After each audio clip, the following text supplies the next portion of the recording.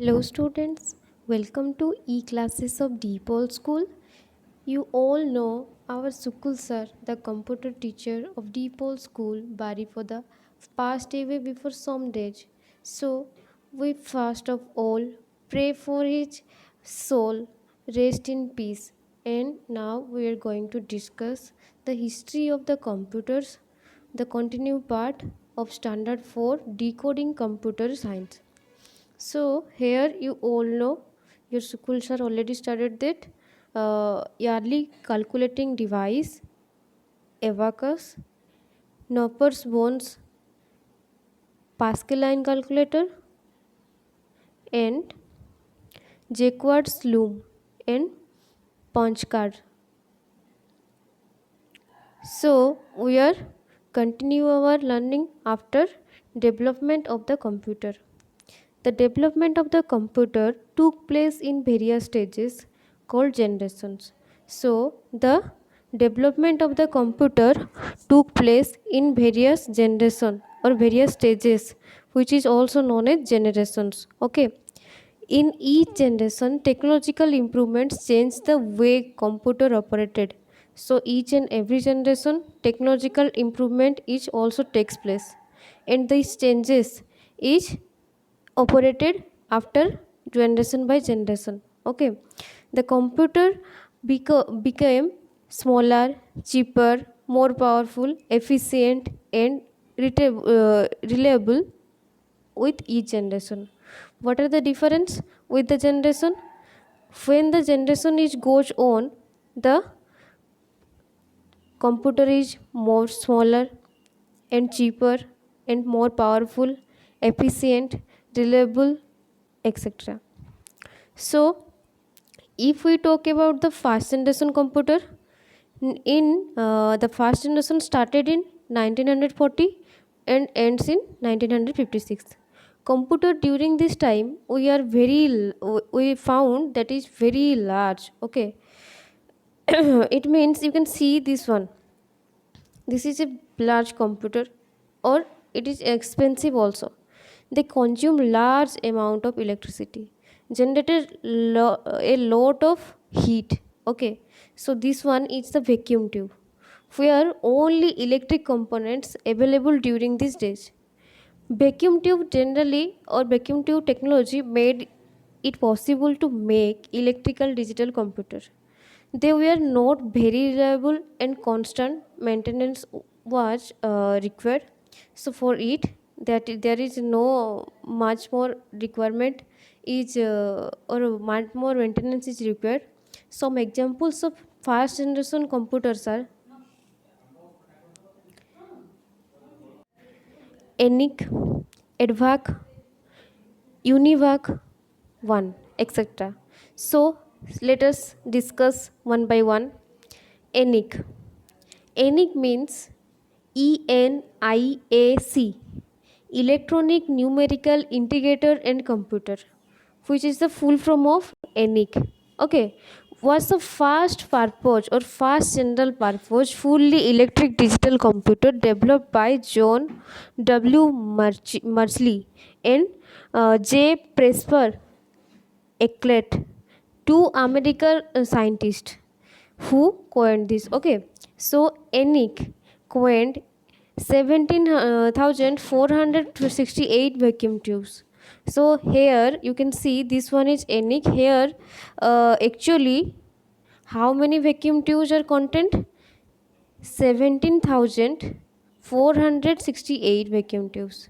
It was used from 1946 to 1955. Okay, so EDVAC.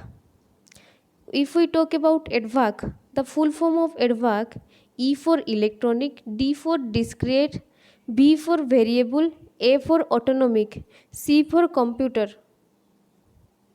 This one was an improvement over in ENIAC. Okay, so after ENIAC, the EDVAC is comes on. Okay, so EDVAC was jointly developed by Eckert and Martley and John van Neumann. Okay, so these three scientists developed the EDVAC. The second generation computer.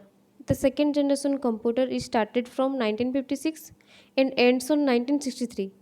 During this stage, vacuum tubes were replaced with transistor. So here, vacuum tube are not used, but with with it or after the replacement of vacuum tube, we use the transistor. The transistor uses the special material that helps in controlling the flow of electricity through the circuit. Transistor based circuits were better than vacuum tubes based on circuits because they were smaller, faster, and more powerful and more energy efficient. Okay, so some example of second generation computers are Univac 3, IBM 1401, IBM 700, NCR 300, and B5, B5000, B200 series, etc. And that's on third generation. And the third generation is started on 1964 and ends on 1971.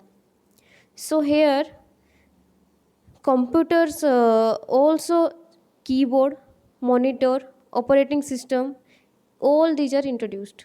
Okay, so here the first time the man-made computer or the man-made computer is available in the public. These computers are required less space and faster according to the authors and consumed less energy as compared to the previous generation, and transistors are replaced with the integrated circuits, which is known as chips. Okay, so IBM 360 and IBM 370 are some of the examples of computers of this generation. So you can see this one is IBM 360 and this one is the integrated circuit. Okay, that's here an integrated circuit IC is contain millions of electric switch on the single chip. Okay, this one is the integrated circuits. You can see this one is the integrated circuit. Okay, so the fourth generation computer it started on 1971 and onwards. So here the modern computers is used, or the computers which we are used now is known as fourth generation computer, that is personal computer. For example, the computer or the microprocessor are started from this generation. The size of the computer is decreased and improvement of the integrated circuits also occurs here. Mouse has also been introduced in that generation and that made the working of the computer very easy and very fast. These computers are still in use and are being further developed. Computers of fourth generation use very large scale integrated circuits, BLSI circuits, having about 5000 transistors and circuits elements. Okay, so associated with the circuits on the single chip made it possible with microprocessor of fourth generation. So these are the fourth generation computer. You can see the generation fourth generation computer are very small and palm palm tape or palm of a hand, it means we can take it with our palm. Okay, the mouse and the other devices are also used here. Microprocessor contain thousands of integrated circuits on the single chip. Computers can be linked together in a network to share information each. Okay, each other. So this one is due to the development of internet. So the next one is fifth generation. Development in the computers does not stop in the fourth generation only. It goes on fifth generation. In the present time, now the research is occur in that field and bringing more and more advantages and improvements in the field of computer science. Okay, so here the human chess players and countless other things are never before possible are maintained now. Okay, and in the future it also develop some more advanced features. The main requirement of the fifth generation computers is that they will incorporate the features of artificial intelligence. Artificial intelligence makes computer behave like humans. BLSI, ULSI, very large ultra large scale integrated circuit integration technology. UL, it means the BLSI is become ULSI. So this one is stand for very. So this one is U, which is stand for ultra. So this one is change. Okay, resulting in the production of the microprocessor chips having 10 millions of electronic components. So the term artificial intelligence was coined in 1956 by John McAfee at the Massachusetts Institute of Technology. Okay, so what we are learn here, we have to revise now. Abacus is developed in 5000 year before, in 3000 BC in China, Asia. Now, John Nupur invented a calculating device which is known as Nupur's bones. Blaise Pascal invented the first mechanical calculator, which is invented on 1642, named the numerical wheel Pascaline. Charles Babbage first time d- dis- uh, discovered the computer, so he is known as father of the computer. In 1889, American named Herman Hollerith invented the counting machine to count the population of USA. The development of the computer has passed through various phases. Okay, this one is first generation, second generation, and third generation. So in first generation, vacuum tubes are used. In second generation, transistor are used.